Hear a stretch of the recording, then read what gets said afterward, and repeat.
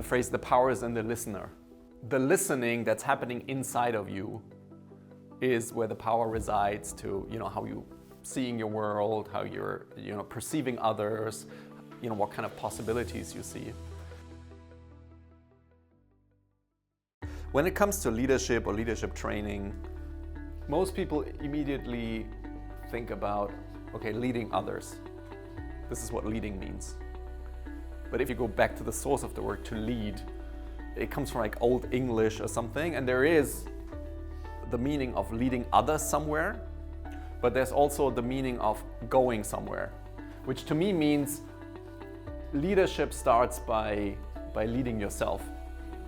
Right? So if you start leading yourself somewhere, that's the only way where you can actually powerfully and impactfully lead others in the same direction too. You can't stay where you are and try to send other people off. Then that's not leading. That's basically trying to tell others what you're not living.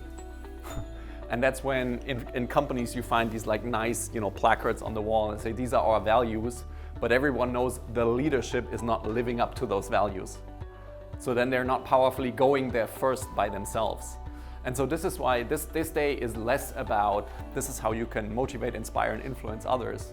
It's more about how can you go first yourself where you want to go, and by doing that, by being that, inspire others to come with you. This is sort of like where we're putting the focus, just clarifying where we're seeing the greatest power in leadership.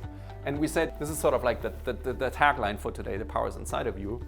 And the first bit that we wanted to spend some time on was the phrase, the power is in the listener. The listening that's happening inside of you is where the power resides to, how you seeing your world, how you're perceiving others, what kind of possibilities you see. And we wanted to start with this little exercise. Like the thought experiment that we want to start with is for you to think about someone, and that could be a living person, it could be a deceased person, someone in your life, or someone that you don't even know, right? It could be like a famous person or someone that you always wanted to meet or that you're listening to resources on, but you have never met them personally.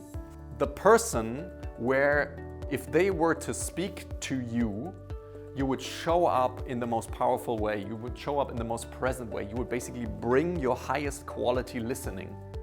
You would say, if that person were to talk to me, I would just be there. I wouldn't try to judge what they say through the lens of, is this true? Is this not true? Do I know this? Do I reject this information? You would basically approach the person and the situation from a place of, oh my God, there's so much to learn here. There's so much to see here. There's so much gold in what they're sharing. And you would approach it with a lot of generosity, you could say.